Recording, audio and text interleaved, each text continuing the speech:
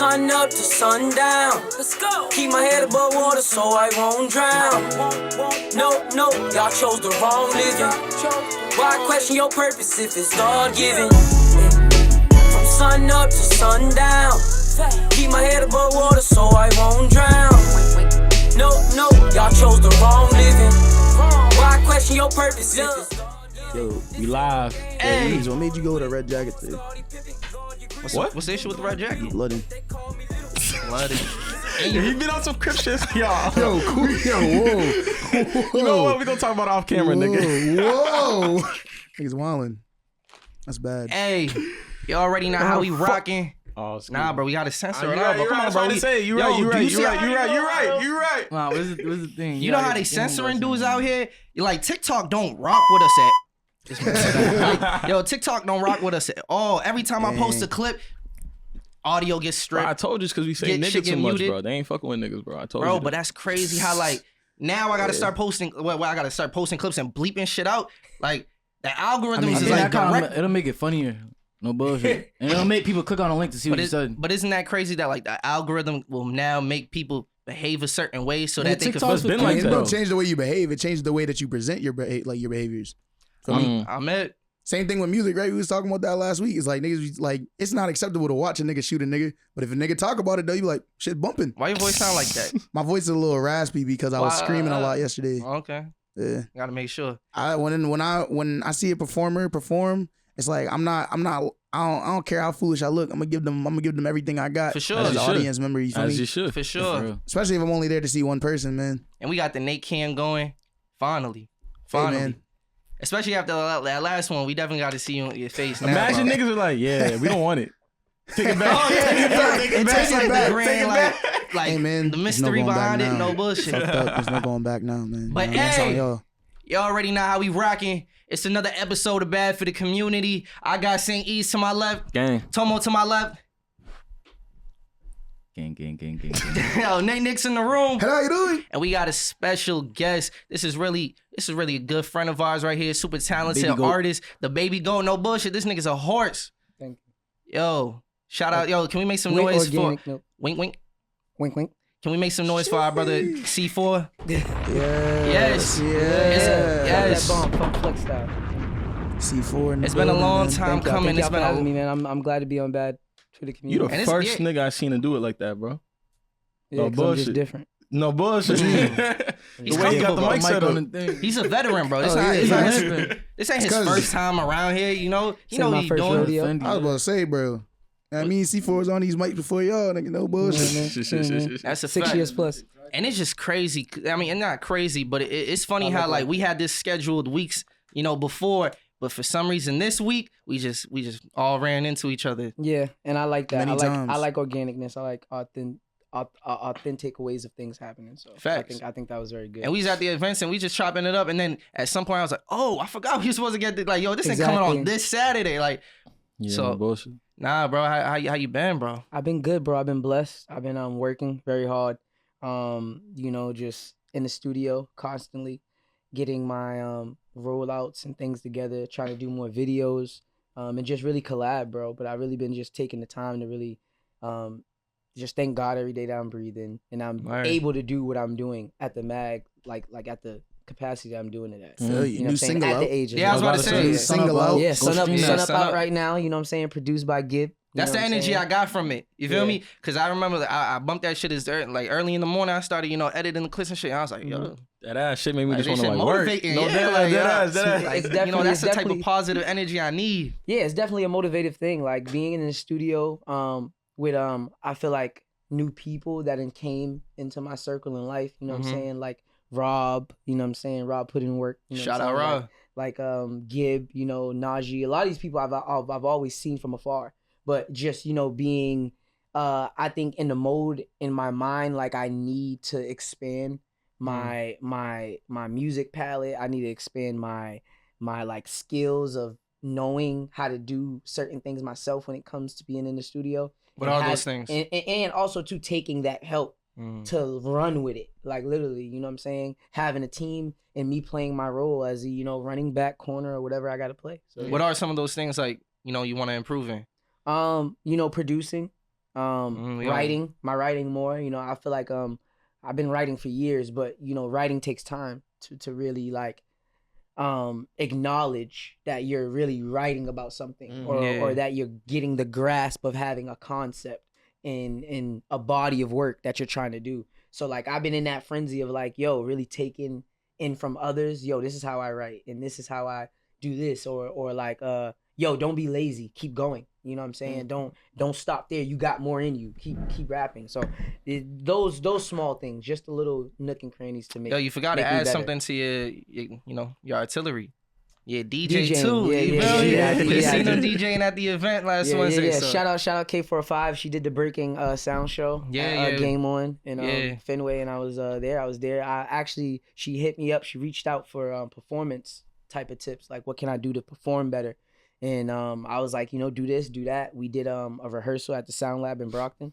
Shout out the lab, which is just a space for artists where you can just be yourself and be in a dope environment where it's like, yo, we're all pushing each other. So I got to explain the SoundLab to the people who might not know, because that's a pivotal. Yeah. The SoundLab is the SoundLab's home, man. SoundLab's a place where creatives can go and really work out their art, their craft, produce, learn how to DJ. We have studios, we have a white wall, a psych wall. We have a whole production space that you can go to, shoot your video. So you can literally be upstairs, do a record, and come downstairs and do a video. That's a dope space. You know what I'm saying? I love two birds, one stone. I wish niggas had that when coming up. Like the SoundLab did exist, like when niggas were going to high school and everything. But it wasn't where it's at right now. Yeah, for sure. Like what you guys have built is crazy. Yeah, so we definitely expanded, and we're looking to expand the team and just get more like-minded people like us to really be working. But again, being around people like me, you know what I'm saying? I'm a tough critic because again, my work ethic is 2 times as you should be more than a lot of people around me, and I want to intensify those people. So it's like the lab really gave me the chance to do that, and I feel like it's giving others the chance to do that, and I'm giving a lot of chance to others to really see it for what it is. Then what I'm saying, just looking like okay, let me go over here, you know what I'm saying? Because again, like you said, we don't have that in nearby us. I don't want to go an hour away to go shoot 2 hours away to go shoot a video. I want to do it in a place where I feel comfortable with the people that I know that's close by. They don't gotta take a Uber hour away. Didn't the SoundLab just start doing they start doing their like rec sessions again? Like having like feedback sessions for the artists who are really interested in performing arts and shit? It's gonna be our first one is this Tuesday, which is I think that's 18th.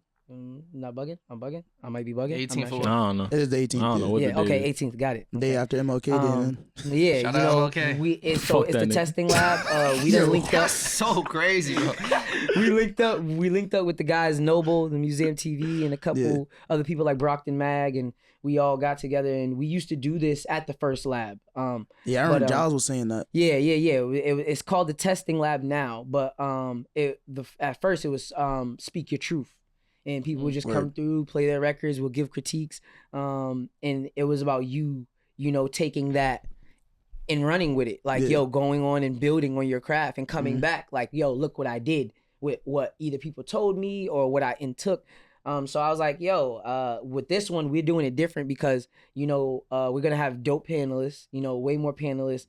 At first, we never had a panelist. So now we got a panelist, so it's better. So, like, if you're an artist or or fashion, you do fashion. So we might have you on a panelist for, many things because you do music and you produce. So you're a multi-eared person, you know what I'm saying? You're going to be like, even to the style, like, I do style. Like, having a real, set agenda to an artist and really telling them that when they need it is important. Mm-hmm. So like, that's what the lab is there for. So, I've been able to be there and like you said, put all these things under my belt to keep working, And I appreciate like just what the SoundLab means to the artists in the community because it just allows niggas to be self-sufficient. Very. You know what I mean? We don't got to go to, like you said, somewhere else to get the video shot. You get it done here. Like the whole process is streamlined so it gets done in that one setting. Exactly. And I'm just wondering like when, Brockton and Boston is going to break that glass ceiling because it just feels so close. Like, like, I don't know, the run that niggas is on. Like, we already got people.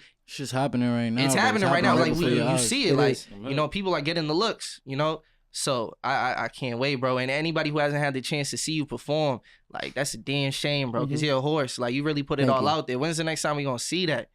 Well, we almost got it yesterday. Almost. It's bad, you know, bag wasn't big enough, but it's okay. It's fine. Next time you see me perform, I really honestly don't know when. I mean, I've been literally just putting my body to rest. You know what I'm saying? Nice. Having performances. I think, I'm 20 now. I've been over on 200 plus stages. Like, damn. You know what I'm saying? Or yo, again, can we drop some bombs for that or something? This man said he's been on 200 stages at 20 years old. Yeah. I've been on like 200 plus stages. So to be talking shit, having like performances every other week or like every week, it was just tiring to me. I was like, yo, I'm tired of doing this. Like, not really tired of doing it, but I was just exhausted. My body was physically, so like tired. You know, at the end of 2021, I really just sat tight. I rested my body more, and then going into 2022, I've been doing the same, but I've been putting my mind to really work. You know what I'm saying? Way more than my body. So it's been great. So now how would you like? What different ways are you exercising your mind then? Meditating, really, you know, keeping in contact with, you know, the people that's by my side every day, you know what I'm saying? Like, you know, the lab and, you know what I'm saying, Stoop, Rob, like really talking to the people that is giving me a chance to really like expand myself and tell me like, yo, this is within you. You just need to see it. You know what I'm saying? And I think like me really bringing that to the forefront first is what needs to happen. Like, yo, like hitting it. Yo, all right, I'm on it. So it makes everybody else, you know. I love that you're saying that, because I think that's mad important, because I don't think it's just enough to like evolve as an artist. I think you got to evolve as a human being to even be able to elevate your music. You know what I mean? And people I don't think they like just balance that shit enough. You know, making sure that are your like family and family relationships good? You know what I mean? Are you taking care of your physical health, your mental health? All those type of things. I'm glad you're doing that, bro. No bull. I was concerned about you over the summer. No bullshit. I'm like, yeah, bro. Man. You know, nigga jumping from stage. Like, you had 3 shows in a day once. Like that's crazy. Yeah, I didn't do that multiple times. And again, I'm still learning from it. Like, a lot of these formulas that I put myself through is to really figure out what's gonna work for me. That's you know what I'm saying? Yeah. Like, you know, over the summer, like you said, you know, we was doing the movie. You know, like Tina Powerman was doing the movie, and I was a part of that. And I'm glad, because again, a lot of these people call because they know that they can count, you know what I'm saying, on a person like me, because again, if I fail them, I fail myself. You know what I'm saying? So I like to keep that, you know, I have nothing else but my word but my power and will to be there for people, because again, I was in those same situations where I didn't have that. So like, but again, you know, having that mentality can really drain yourself, because you feel that, you know, the other person on the other side, you felt what they felt before. And, you know, exhaustion and those things, really, I think ignorance is bliss, basically. It's like, you know, I don't care. I'm doing it because I know how it feels. And just, I just been able to rest, bro. Get the project together. Really, I got more than enough songs. More than enough. Like, I think it's really time to start putting the plan and the plot together to really, you don't gotta tell us when it's dropping, bro. Execute. But like, what's the word with that? Like, is it still the same name? Yes. You know what I'm saying? Spirit of a Warrior. I can't give no drops yet, but all I gotta say is definitely, you know, I'm putting up a lot of numbers first quarter. Say that. First quarter. He said it. First quarter, we gonna have to be expecting some SeeFour. Yeah. Nah, what's it called? You already got it. Right. Already got it, right? Sun up, right? The song dropped yesterday, you know, but the video drops today at 3. So. Drops today. Oh shit. Well, if you're watching this, it's already out. It's already out. It's already out. Go check that. Go run that up. Bang, you know what I'm saying? Subscribe to the channel. Nah, what I was curious in knowing is, like, I've heard, you know, Nate on this podcast talking about like how he sometimes only doesn't even like performing because all the time, because he feels like he's up for consumption. You know what I mean? If you want to speak more on that, but I just wanted to know, like, what was your take on, like, how do you feel similarly to that? And that's like, what attributes to that fatigue? What can you build on that a little more? Yeah, because I want to feel, It's like, I'm making music, I'm creating like a product, I'm creating something that's like a piece of me, and there's like a piece of me that I'm like giving up, like in that creation process, right? Yeah. Because like it's very intentional. Like everything that I'm like making as far as like music goes is very intentional. Try to make it as intentional as possible, and with that intention comes like energy, effort, and comes like a lot of like, it's like I said, like I'm also like dropping a piece of my essence in every track and every body of work. You know what I mean? And after I dropped the last album, felt like I'm hitting the stage. I'm like, people are asking me to perform, like they want me to like perform like these songs also, but it's like everything that I'm working on is very like personal. So I'm like, I'm putting that out there, and I'm like, I'll get like a response and I'll get like a reaction from people. But I'm like, they're also like listening to it as like consumers. They're not listening to it as like sometimes as like a consumer, like a piece of your humanity is like, there's almost like a blockade, you know what I mean, from a piece of your humanity. So when you're seeing a performer, you're not like, yeah, I really like felt that. A lot of people are just gonna be like, oh, this shit's hard. You feel me? And I'm like, I feel you. But it's like, you know what I mean? That's not the type of shit I'm doing. So like for me, the only way that I'm really gonna feel like I enjoy performing is when I'm able to like curate like better performances for myself. You feel me? Like it has to be like something that's like holistically curated by me and like for me as well as for the audience. And I don't feel like I'm at that point yet where I've been able to do that. So when I'm performing, it's usually just like I'm performing for other people. And I'm performing like as a duty or something, like, you know what I mean? And it just doesn't feel good. You feel me? I enjoy connecting with the fans. I enjoy like, you know, but it just doesn't feel good. Yeah. I gotta choose my words wisely. I was gonna say something great. Listen, so you just feel like, you know, again, your time, your efforts being used, like you're getting drained basically. Like, you know what I'm saying? You're definitely using your battery, but that's why it's important to just recharge. You know what I'm saying? Like, I see a lot of my like friend artists, you know what I'm saying, whether they go crazy on stage, like at the Breaking Sound show, you know what I'm saying? I think that was one of the best performances I seen from you because for sure. That was definitely my best performance. Yeah, because again, you utilized everything that was around you. And you know, I always just tell like fellow artists like, yo, you always want to reinvent yourself on stage. When it comes down to things you say, how you do call and responses, just to figure out how it would work and what won't. Because again, when you get up there and like you said, you're really up there and you're in the moment, you know what I'm saying? A lot of things can go out the window. A lot of those regiment things you thought you was going to do on stage, it changes, bro. It's a different plan. So like, you know, I feel like me, when I perform, I really make people feel because like, again, it's just not a game. It's just not a game to me. Like, you know what I'm saying? If I gotta cry to you, bro, to show you, I've been through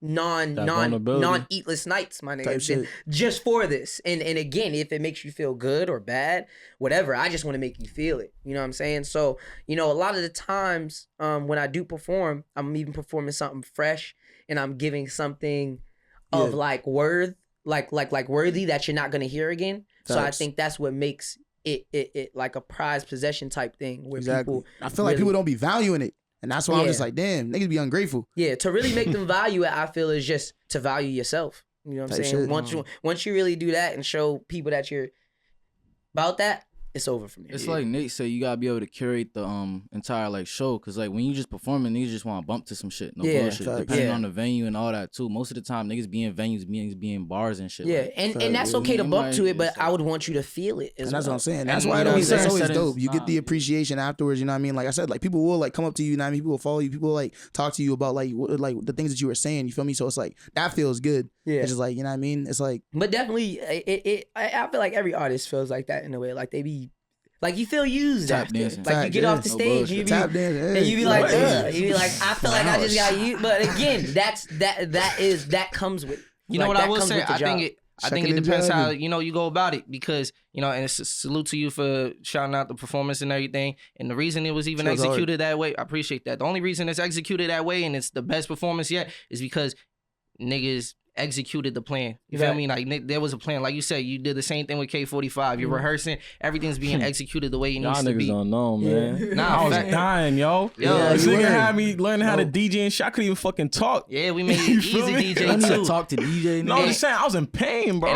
This nigga had tonsillitis. Nigga, I was down bad, no excuses, bro. man. Nah, fact, no, he did that shit. Like, I pulled up and I did what I had to do. Shout out to Tomo for being a hype man, bro. And what's it called? Performance Tomo's percentage with me. But Tomo was hard, nigga. You was alright. And to even add to what he's saying, like I think, you know, the dopest part about that experience was like, that shit was fire. It's not like my music not supposed to make this generation like feel something. Nigga be hating on this generation. I'm saying, bro. What are you even talking about? No, because you said what did y'all say? You listening to Benny the Butcher? But what did y'all say? What did y'all say though? What did y'all say? Y'all said, you know, niggas come here to bump.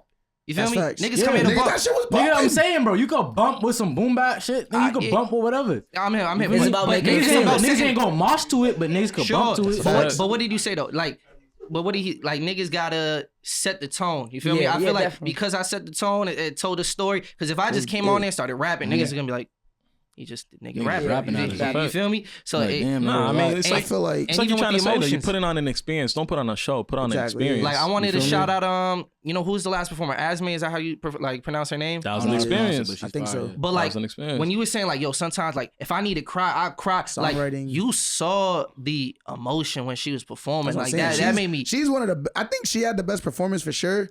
I take that. Like she's like.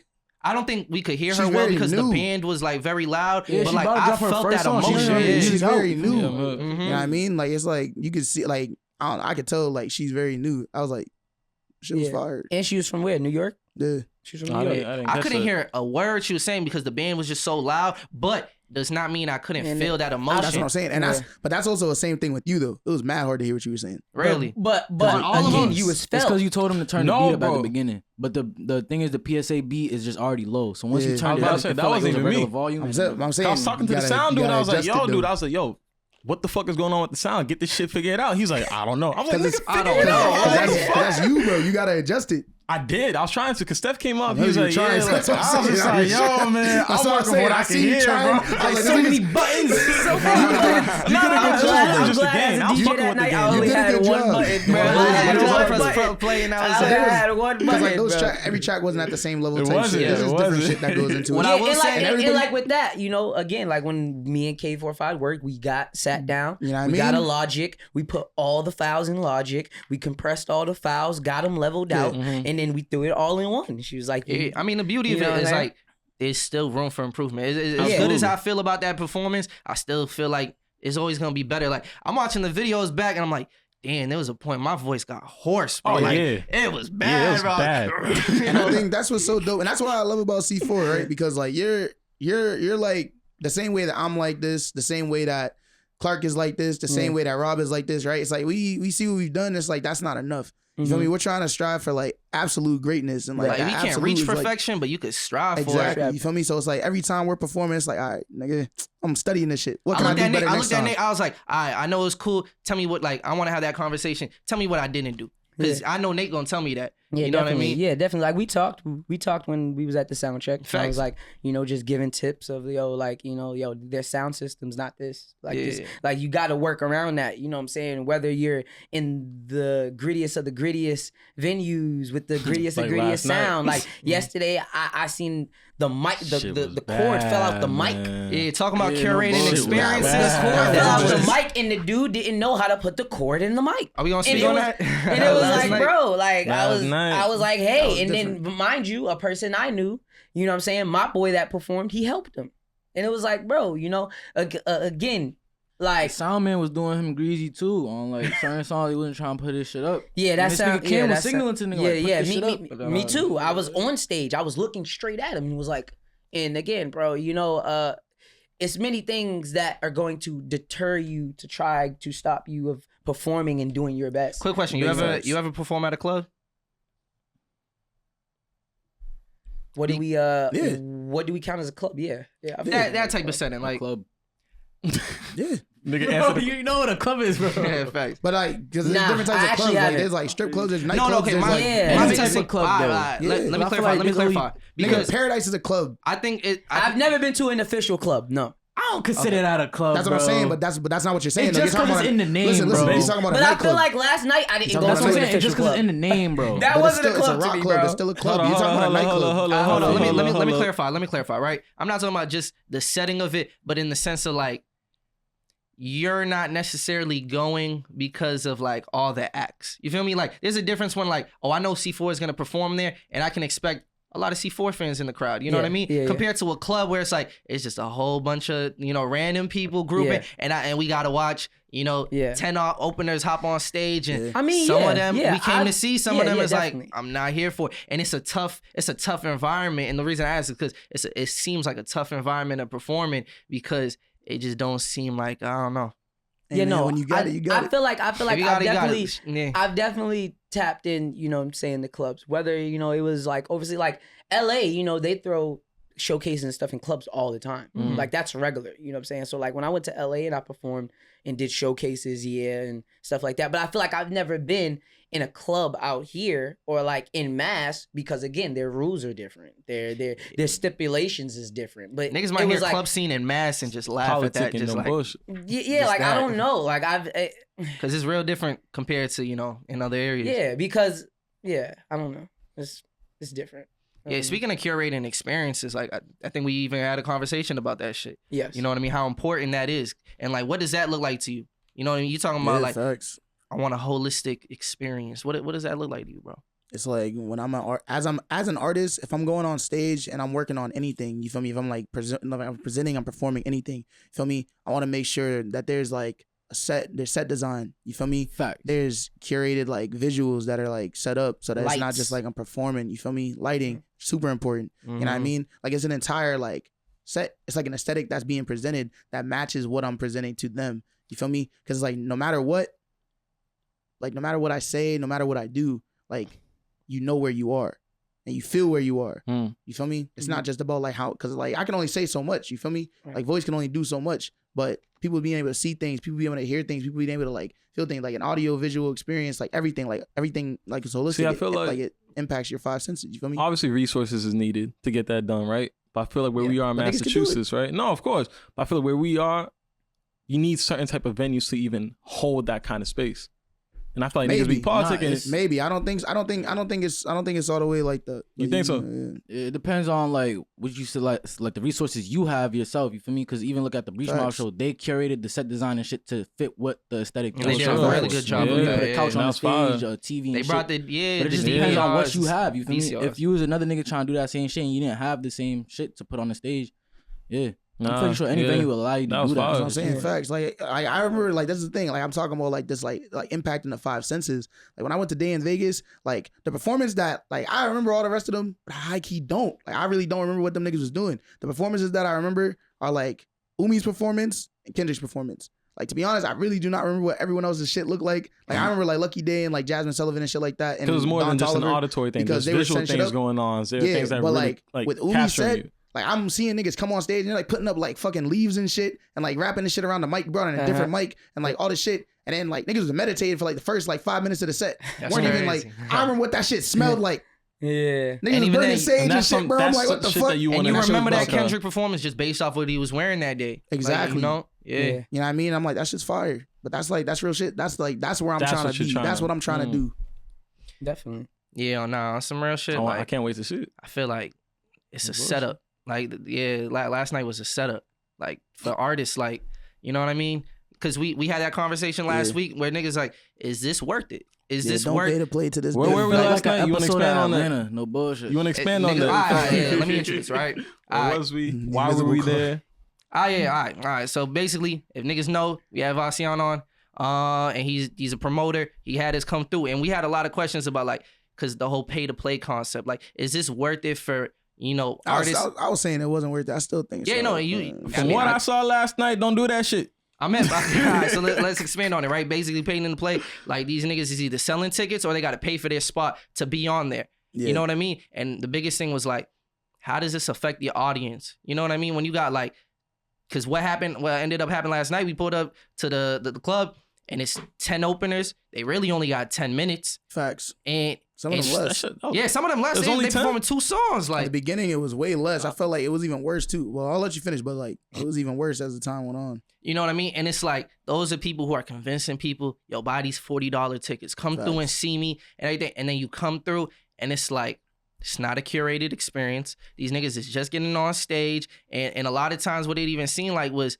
niggas would get their whole gang on stage and, they're not really there for the audience, but they're there to make a movie. Facts. You feel me? Because when they make that recap video, that shit's gonna look lit. Everybody on stage, they dancing, everything. Fake it till you make it. But the most important thing is just like, is this worth it to the artists who are participating in it? Because I can say for one artist, it was worth it. Name 5 of the artists that performed. I couldn't do it. But you know what I could do though? I could shout out Keto. Because I could say that's one opener that shit was worth. Hopefully to her, like that shit was worth her time to sell whatever she had to do to live. Too, I seen her shit on live. I didn't get to see that. It was interesting. Very interesting. So with this, that shit look hard. With this pay to play thing, man, I feel that in me, I grew up different. I was raised differently, and that's what I feel like a lot of people don't have.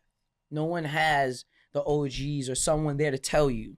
You know what I'm saying? This is this, that is that. And if you do take this, it's going to come with this. You know what I'm saying? Like from the dawn of time, like ever since I jumped on the music scene, shout out to Smooth Gang. They was like family that I was a part with in like a group. Yeah. And again, I'm 15 at this point. You know what I'm saying? But I'm meeting people like Joseph James. I'm meeting like Yo Soy. I'm meeting like Dutch Rebel. I'm meeting these people at 15, rapping right alongside of them. Yeah. You know what I'm saying? Learning from them. I can't lie. I don't know who those people are. Can you explain? Give me some like context. So we went on a mass tour. It was Smooth Gang. So these are other artists? Yes. Okay. Yes. These are, you know what I'm saying, Boston artists. But again, this is what I'm saying. This is me being oblivious going into this situation. I just want to rap with my cousins. That's all I want to do. Shit. I don't want to make this a bigger thing than what it has to be. But again, that's what they brought me in and told me is that you're going to have to sit and look at this. You're going to have to play the role a little bit. Or two, it came to a point where they was just like, yo, you ready? Bet. I'm not even gonna, you know what I'm saying, make it a big thing in your mind that you can do this and you can't. But they gave me the rundown of certain things. Like when we was doing the tours, you know what I'm saying? We had to pay for certain things with merch and all of that. And you know what I'm saying? Again, this is fam. So they're just telling me and breaking it down to me. Like, bro, when you do your own merch, when you do your own shows, and this is how it's going to go. But again, with the pay to plays, I'm glad I've never done pay to plays because again, I've earned every spot. I will rap any nigga to their face and say, do you really think you deserve the slot? Okay, let's battle for it. What do you want to do? Because at the end of the day, if you really feel like you're worth being on that stage, you should be in a mind state of I'm even more worth of being on the stage than the headliner. But again, that's how you gotta approach it. It's different strokes for different folks, and you got to figure out how can you get there, and what ways can you make that happen for yourself. We can all make our own tickets and say, let's sell it for ourselves, not for nobody else. And you know what I'm saying? Literally, like you working for yourself is really the thing. But I think, for some artists, the pay to play is like, it's a double-edged sword. If you really feel like you're investing in yourself and it's going to give you something at the end of the day, then cool. But, a lot of these artists don't have no tracks up, None of their names not even copyrighted. That's what I can't So again, how you hopping on a stage, not knowing the proper etiquette and the origin of how you even was supposed to perform and how you perform. You know what I'm saying? So it's really about just going to school, bro. I've been in music school for 6+ years. And you see my own music school. You're fortunate enough to have those OGs when you were 15 to lead the way. It really does seem like the people that are being preyed on for these pay to win schemes are people. It looks a lot of time like this is their first few times performing. You know what I mean? So that's what they're preying on. Like sometimes you don't even need that, nigga. You got the internet now, bro. Niggas just be lazy, bro. Don't want to learn shit. Cause like that's valid too. Or they're just foolish and they look it up and then they just ignore what they looked up. They're like, fuck it. They like, fuck it, this is different. I learned mad shit about all this shit from Nate. But like even before that, I would never pay to like perform or no shit, nigga. There was niggas in low that when we was out there, they was like, yeah, we could do this, you could open for I'm like, nigga, but it's like supposed to pay me to perform. Why the fuck would I pay you? It's also too like, but you can also do that so many times. Like how many times can you actually pay to play and it's not worth it. And it's like again, what are you playing? Because what's the return on investment? To play for? You know what's the return on investment? At the end of the day, when you could just be playing and figure it out for yourself, bro. You know what I'm saying? A lot of these niggas never was playing them phone games. Don't pay to play to get paid. They don't know about the microtransactions, bro. They don't get it, bro. Niggas know if you want to repeat that one more time, let them know. Don't pay to play to get paid. That's a fact. Hit them all. Facts. You know what I'm saying? Like there's niggas actually making a living out of playing Fortnite. Facts. Yeah, that shit. They didn't. You know what I'm saying? Like it's like that's really what it is. Like bro, that's really what it is. Because again, they seen. Well, if I'm investing $60 in this game that I beat 5 times, It's wild. I'm gonna have his watch me beat it 5 times. Fortnite is probably like the perfect and do it on analogy, easy, medium, and hard, and literally give people the breakdown of how difficult it could be to be playing this multiple times and doing it different ways. It's like, monetize but again, skills, it's like the game, but the games, they start to get more complex now. They start to give you alternate endings. They start to give you, you know what I'm saying? Shit that's like, there's no like beating the game once there's no beat in the game now because again, to this the games felt like, okay, like damn, we're getting saturated. Depends you know on the games you play, nigga. My it games be ended. I don't know what the fuck games y'all playing. But Fortnite is a perfect analogy for the scene for the pay to play shit, man. Yeah. Y'all niggas is paying for skins. Yeah. Shit don't do nothing. That's called You're meta. not interested You in need to shit. practice at the fucking game, nigga. You're not showing it off. It's free, That nigga. pay $10 a month to your Twitch or whatever. About? Like, I just got this new skin and this is what it come with. But because again, the nigga that don't want the skin yet is gonna look at the person that got it. If you're good enough You feel at me? the game, nigga, you will get paid to play the game, nigga. Don't like what the I fuck. see some interesting shit the other day on Twitter. It was talking about kind of like similar with the pay to play thing. It was kind of like if you're paying for dollars, nigga, it's like you kind of paying to play. You feel me? And the nigga was like, you gotta invest in yourself. I'm like, bro, crack them shits, man. That's what I'm saying. I'm like, if something's easy as fuck for me to download off the internet, bro, if it's on the internet, you can get that I'd rather shit for free. invest my money into something that's gonna give me an immediate turn on investment. I don't get that whole argument. I don't get that shit. It depends on the DAW though.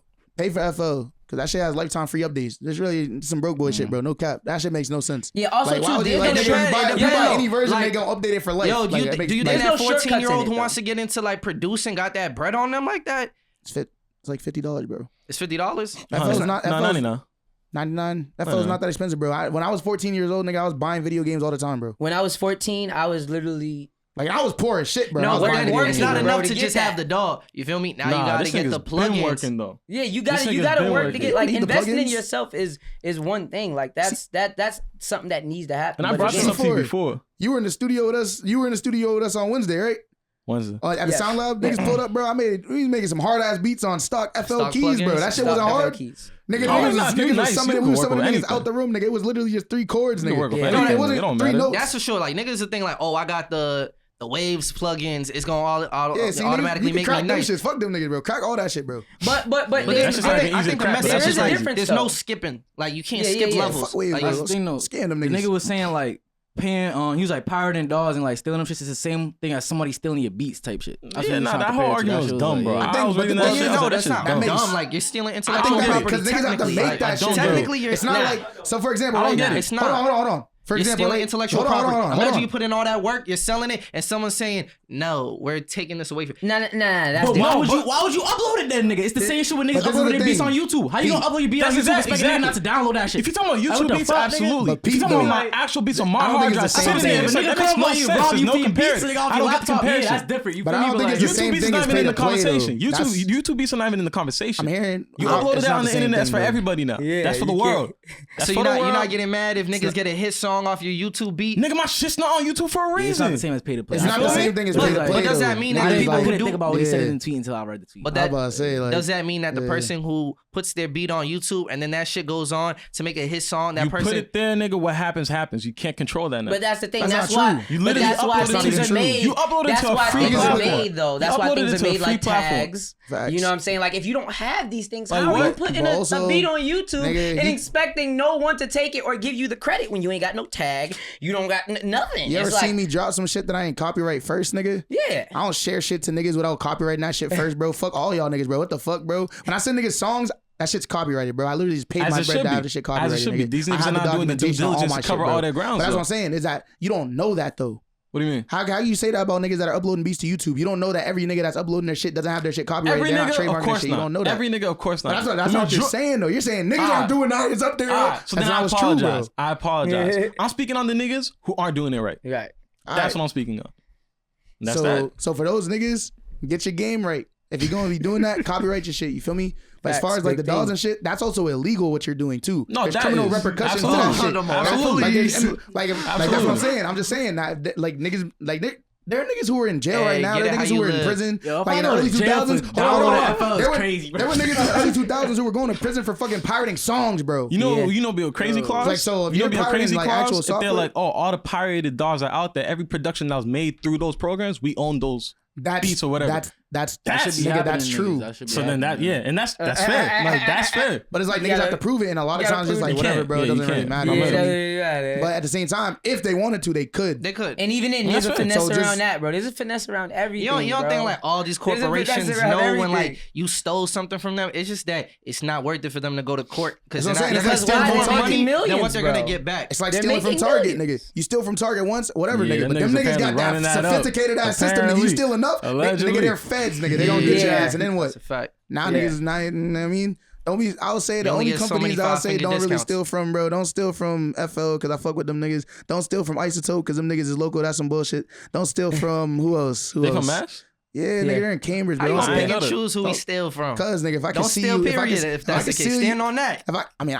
I don't. I'm just saying, you know me, nigga. I'm gonna pay for all the shit that I own because it's mine. I want to own it. Yeah. You know what I mean? I don't want niggas never want to lease or kind of have. There's not a.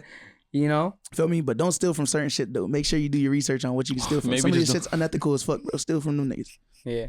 And it's okay because some of them are giving your computer viruses. Facts. You know what I mean? Yeah, because I know all that niggas' computer got hella malware on that shit. Yeah, nigga, I gotta fuck up so many times to get nice at that shit. You know how many times I fuck my shit up? Alright, so you want to explain how do you get away with it? You know, how do you get away with it? How you get cracking shit? How do you get away with it? I want him to help out the Nah, fuck that nigga. This is hard work, nigga. 25 hit my DMs, bro. $25 you get the knowledge. He's gonna sell this. He's gonna sell the That's how you do it. See now that information's on YouTube. Don't pay to play. Yo, no bullshit. Exactly. Drop the ebook. Drop the ebook. You feel me? I'm gonna do that shit. You either find it or you come through me. The ebook. Make an NFT of the ebook. Yo, and you know, it's just I really wish the conversation that we had was captured because like what part? Just you know, Rob talking about, you know, this internet shit's getting weird, bro. Like weird. Life is weird, bro. The world's weird. This whole metaverse shit. Like phase 3. I was talking to this dude the other day. We get into phase 3. But it depends on how everybody utilizes it, bro. Because it can be utilized in different areas. How these white people and people that's making it, you know what I'm saying? They're getting bucks off it. That's what I'm saying. You already know that better words about to be racist. No, boy, we about to get in there, bro. We gonna be slaves, bro. That's just a reflection of the world. On that shit right Niggas gonna be slaves, That's just a reflection of the world, bro. They're going to make us slaves, bro. We're going to be slaves, nigga. But we're gonna be mining for Bitcoin, bro. We're gonna be actually in a fucking field. You know what's crazy? Speaking on the whole cracking shit, they're gonna make you think it's Minecraft, but you're really mining some Bitcoin. You know what's crazy though? Niggas was when I was cracking some shit, right? Apparently I had some fucking Bitcoin miner on my computer the whole time, bro. He's using your resources. Yo, that shit's crazy, bro. Yeah, shit's crazy. You realize why like different shit. 4 gigs is fucking up your RAM, bro. I'm hip, bro. I had to clip that shit, bro. I will say, and that's bad. That's so bad for you. This internet shit is a force, bro. Like, yo, they gonna have niggas copying drip, like virtual drip is. Yeah, they already doing like virtual shoes. Like Balenciaga. I was about to say they already do it with the Fortnite shit. You could buy Balenciaga and all that shit on Fortnite, nigga. That's so cool. And it don't change how the game works. In 2K, that's the craziest part. Facts, nigga. Well, I think there's a difference between like how my 2K nigga was flying, bro. My nigga was clean though. That's facts. But the thing is, you could earn a VC and get it. With Fortnite, you gotta pay that bread to get that. No, that's not actually true. That's not true. Bro, 2021, a lot of kids ran up their parents' cars on Fortnite. I was saying, you know, niggas was paying for VC and 2K too. Yeah, but that's the thing. You could earn it if you wanted to. Hold up. Yo, can I answer that? It's mad predatory, bro. Because they be like, you can't. Character was not fresh, bro. Nah. Those two games is definitely on different stand bases of like, yo, Fortnite, like you're really paying, like, and then you got to think, not everybody's a good Fortnite player. Facts. That's what I'm saying, bro. Like, what's the odds of you winning a game and earning something that you want to get? But it's like, again, bro, you're versing 108. Hold on. Like, but I think there's a difference between like Fortnite, because I think 2K be predatory. 2K is way more predatory Because you can say, because Fortnite, it don't change, like you pay for skins, but it don't change how you play the game. It don't give you a boost and how, you know what I mean? VC Everybody is on also how you increase your character's abilities, bro. They'll say, oh, you can earn VC. Nigga, I gotta play 500 games just to get to what a nigga play. $20. Your character was ass. I'm not hearing that, bro. Nigga, you suck at the game and your character suck, bro. Yeah. And you had no drip. All that, bro. I'm not hearing it, bro. Yo, you know what I actually love about this? Bro, Rob. Yo, during the pandemic, we was all that's what I'm saying, Rob. 2K. We was playing Black Ops. You see this nigga's character, bro. No, you was chips, bro. I'm not hearing it, bro. I'm not hearing it, bro. But wait. But I don't think the game I used to that buy much, the VC. My nigga used to getting brick shit all the time, bro. It didn't make sense. That's what I'm saying. During that time in the pandemic, that was the bro. first time I bought VC. And I was just like, bro, I could have just earned that shit. Nigga. So you did buy VC? Yeah. No, but think, yo, you got to think about it like this. Because I spent it on the attributes, nigga. Yo, beat this. On your skills. You invested in yourself, right? You didn't get the overhype of invested in the drip on the game because niggas be invested in the drip, but their characters be like 60 overall, bro. That's exactly how this rap game is, bro. You can't do that. Let me answer that, though. You know why it's not smart to even earn this shit? Because think about it. If you work a job, bro, will come out next year. Nah, I mean that, but like, sure. but you got to think about like the time value of money type shit. Like, think about it. If I can go work a shift in 1 hour, is gonna give me $14. So if I work 2 hours, I got $28. But you're telling me, so it's either work 2 hours at a job, get the VC, get your nigga nice, or fucking spend 200 hours playing the fucking game, and just to get to like a. But that's what I'm saying, though. But that's what I'm saying. If you're spending that time, why not get paid while doing it? Stream that shit. Like, why not get paid while doing it? For all the people that play 2K, if you really want to know how to get your VC up, you got to just really grind, bro. No cap. Just become a gamer. Stop being a fucking 2K player. You're not a real gamer if you only play 2K. No bullshit. It's a fucking RPG. Literally, just take 5 hours of your day. No, take 5 hours of your day, put that shit on Hall of Fame, and be good at the fucking game, nigga. Lock in. You get 2,000 VC per game, bro. You get 2,000 VC per game, nigga. On 5 minute quarters, I was lit, bro. Like what? I was up, nigga. 5 hours, nigga. I had 100,000 VC. Y'all niggas get good at the game, bro. These niggas not real gamers, bro. These niggas are not real gamers, bro. You only play 2K, bro. Real gamer? Hell yeah, nigga. I play every type of game, bro. These niggas not real gamers. You only play 2K, bro. Drop that shit. Stop complaining about that shit. But a lot of these niggas ain't applying their gaming to life. No, that's nigga. Life is RPG. That's what I was gonna say. You're in a game. You're in a game right now. That's what I was gonna respond with. A lot of niggas is losing or don't thinking shit they on winning, niggas not grinding. Because think about it. You're saying go spend that 5 hours, bro. I had to learn that lesson through like playing enough it, because that's advice you could give to like niggas who have no responsibilities, like 14-year-olds to. Nah, bro.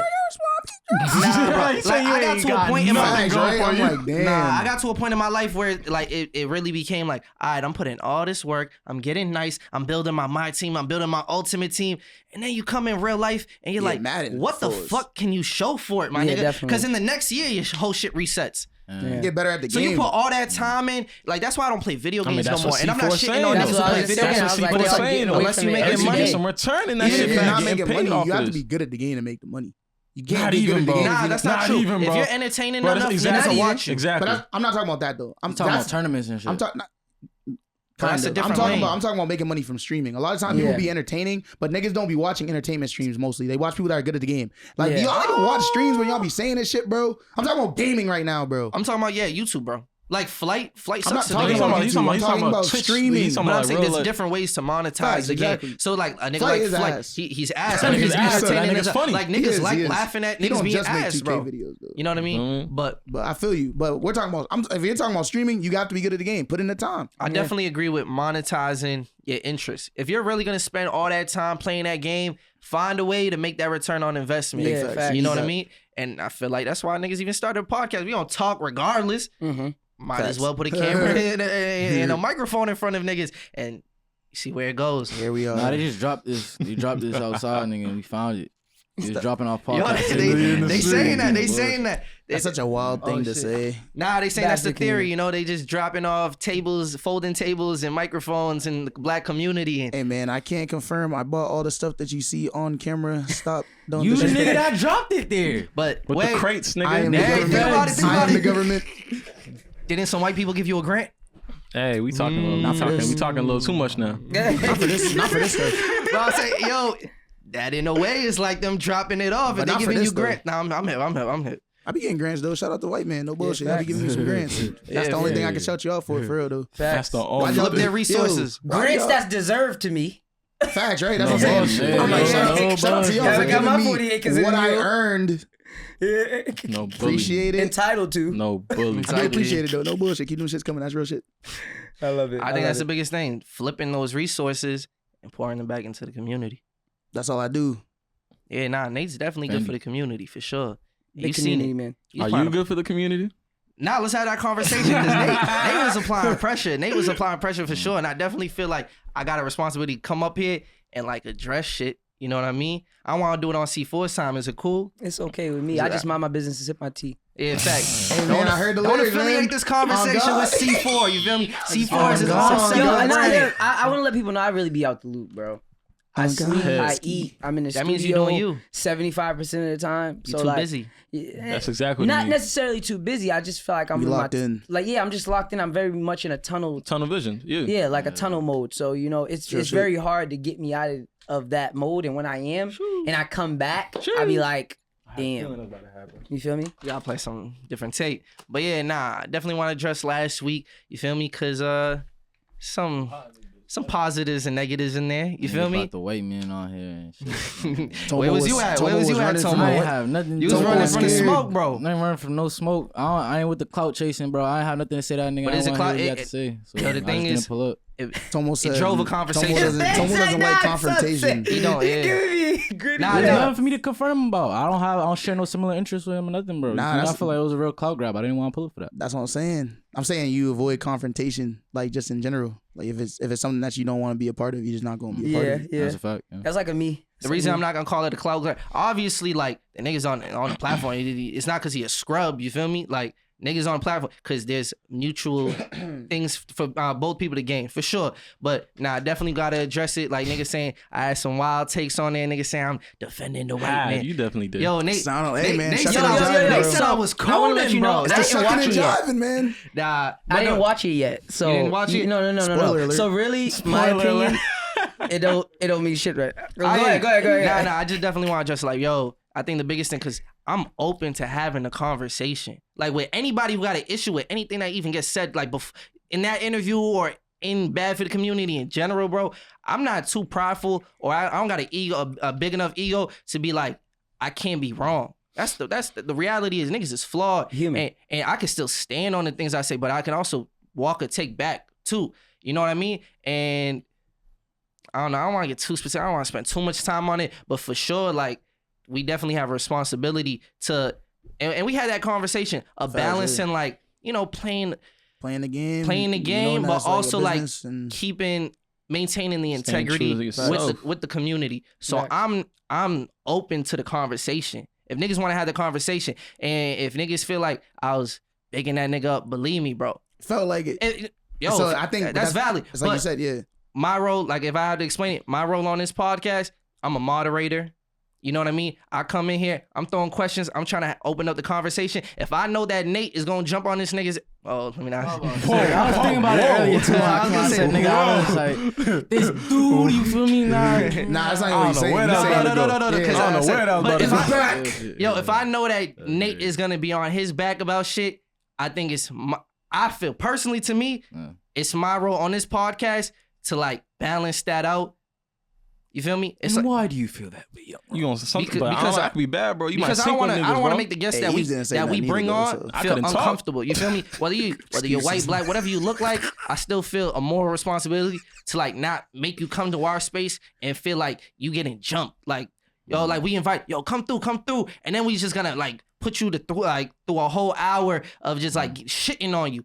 That's not what I'm here to do. It's not. Truthfully, I don't even feel like that shitting on a nigga, bro. You just having a conversation that's critiquing somebody, bro. You're not shitting on a nigga. And the thing, what I felt like niggas just presenting the questions. You feel me? Yo, niggas said, people got an issue with your music. How do you feel about that? Let that nigga answer this shit. One of the questions I didn't gas that nigga. I didn't say, yo, your shit is hot. I wouldn't lie. One of the questions that you asked him though about that. Can we stop calling him a nigga? Facts. Actually, no. Actually, that's a fact. I'm actually one of the questions that you asked him was it fair that people were doing that to him, or do you think that's fair? That's a leading question. In journalism, that's what they call a leading question, because you're giving him like an ultimatum and like basically being like, I'm presenting this to you as like a way for you to defend yourself, and that's leading question. That's fair. That's fair. I'll take that for sure. And then when you're talking about cultural appropriation, and it's a very tricky thing, because even then we was doing a poll like, yo, do white rappers have a place in hip hop?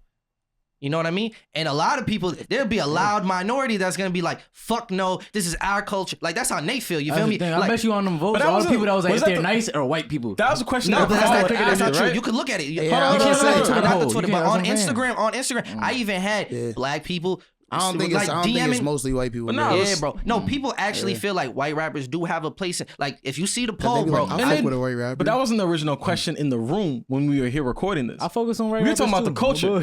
We talking about, do white people have a place in our culture? Facts. No. Yeah. Point blank, no. And that's what I'm saying. Yeah, hip hop, that is different. Hip hop culture is a part of black culture. Through enough of course, conversation, I learned that like you not learn, but like or come down to if you differentiate, like if you're specific enough, you say like you're not in the culture, you're a visitor of the culture. That's like you have a guest pass. You feel me? That's why it's called appropriation versus uplift. I seen it on Twitter. I was happy to see that people are talking about Paul Wall. People are talking about like, there's certain people who say no, they've definitely done what they had to do and they contributed to hip hop rap culture. And you know something I agree with a lot. What someone said, I think is the worst examples of like white rappers like that. The imagery is when they're centering like their brand around their whiteness compared to just like, if it's really about the music, just be about the music. If it's really about the music, keep it at the music. And that's why some people just be like Mac Miller, Paul Wall, shout them niggas out, And even then, people talking about white producers like Rick Rubin and Alchemist and shit like that. We said, like I think people that are producers, Mike Dean's a goat. People that are producers are not like center stage though. You feel me? And I think that leads to it is like if you're gonna be a part of our culture, it's like you also have to recognize that like you have to take a back seat. You know what I mean? Because this is not your thing. But that's the thing though. I feel like this has been happening. I don't really like that. Like this is nothing new. In the 60s, 70s, they called this crossover. Like you feel me? Like it wasn't anything more else. Like they really used to give the songs to, you know what I'm saying? Facts. The white artists, like and be like, yo, make it pop. Like, and again, like they never couldn't sing it. You know what I'm saying? Like they used to do renditions of Little Richard. Like you can't sing it as fast as him. You can't be in pocket. You don't got a funk groove. Like it's okay because it's not okay, but it's okay for you to go over there and do that over there. Basically is what I'm saying. You know what I'm saying? But like this has been happening. And again, we do got to reassess, you know what I'm saying, what is happening in what we intake. But I think, again, it just be a lot of hype, man. It's like just don't get lost in the sauce. So my mom used to and then we were having that conversation about like gatekeeping. You feel me? Because that, to me, it's tricky. To you, you might be like, yo, just gatekeep all this shit. You feel me? If it's mine, it's mine. The reason, it's yours. And I'm not saying you're wrong, bro. Because if we really knew the answers, this shit would have been solved years ago, bro. But the reason that we still like having these discussions is because there's not a right answer to it. Because our people are divided.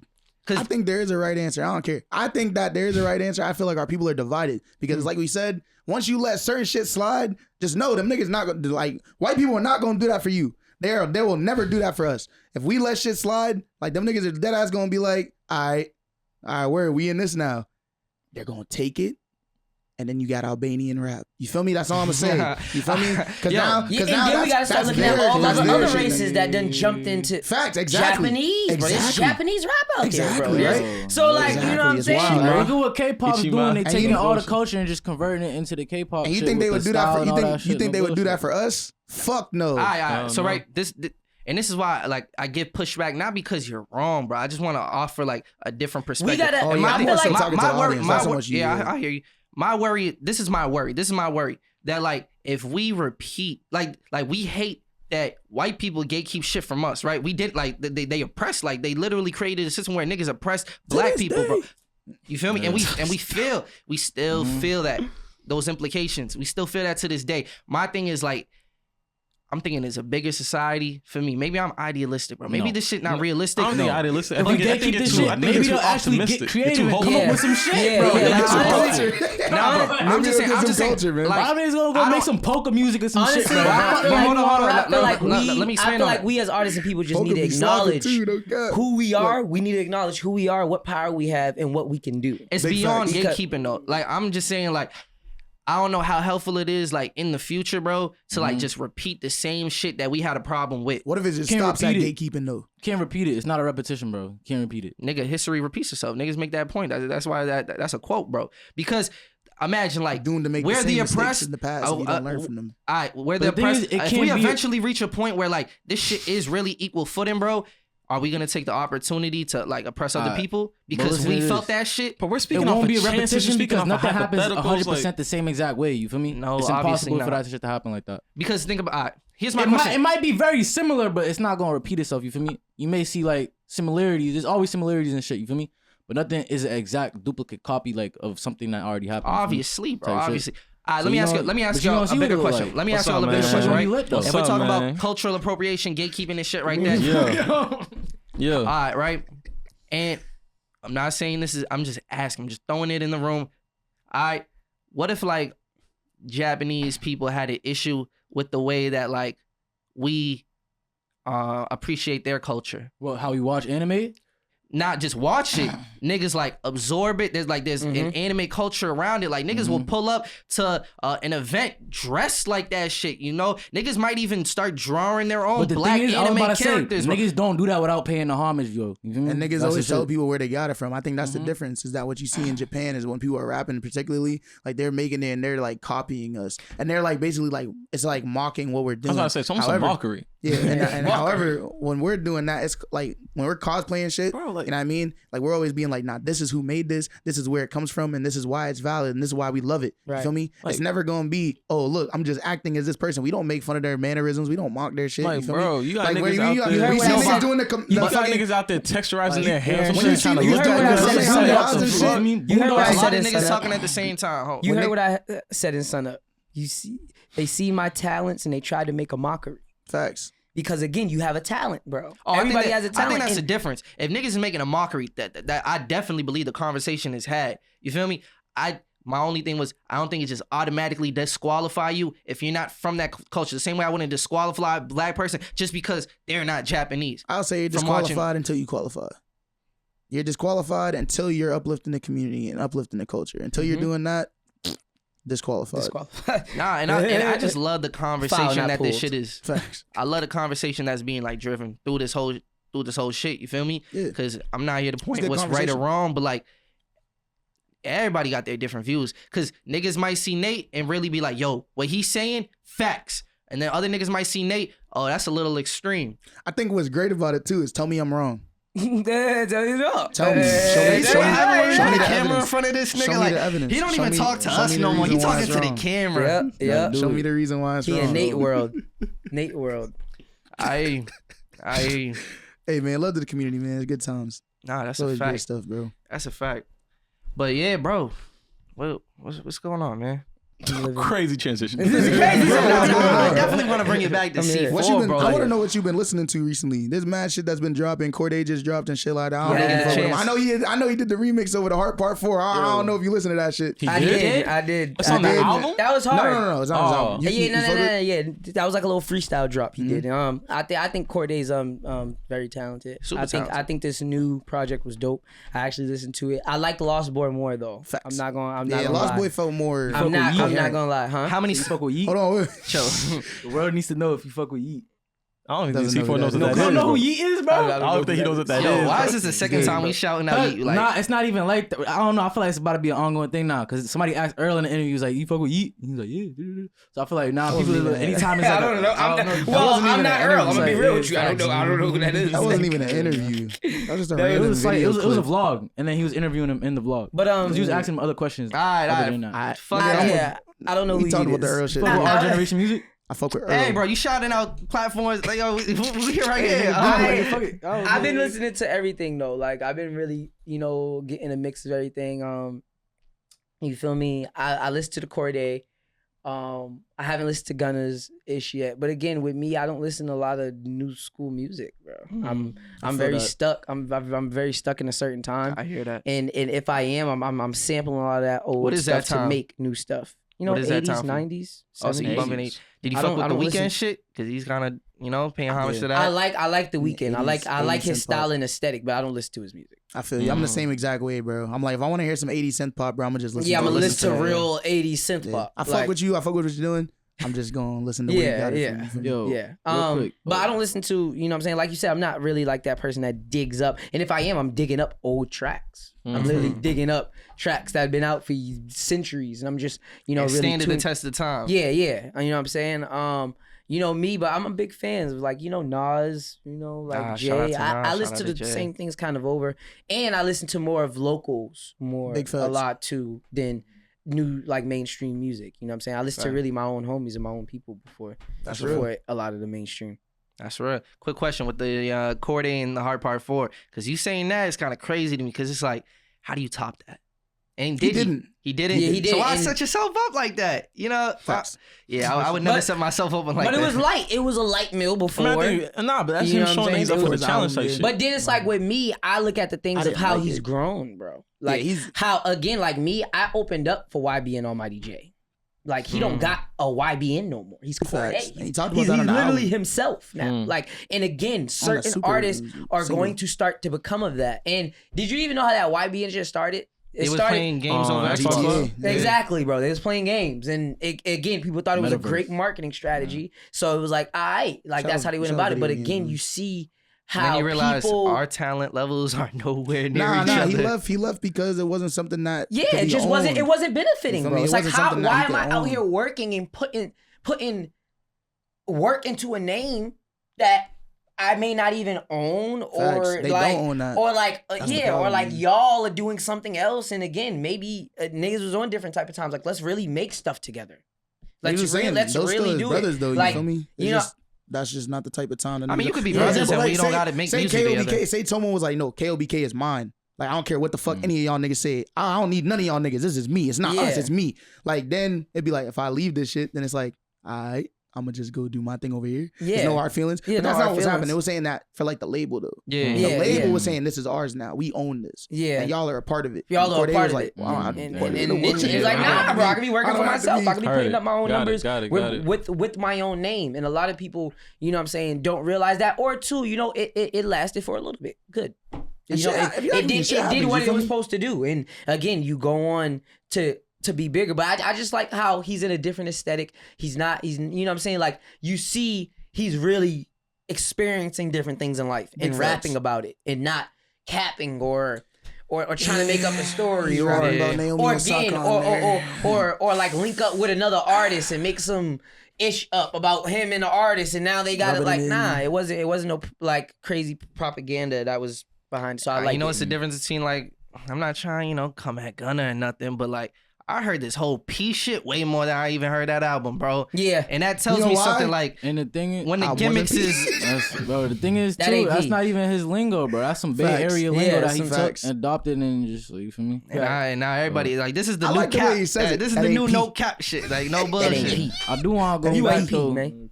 I heard you say that, like, you listen to a lot of older stuff as far as, like, sample wise. I want to know what your beat making process is like, and if we're going to hear any SeeFour production on a new project. I've been producing. I've been messing with Logic.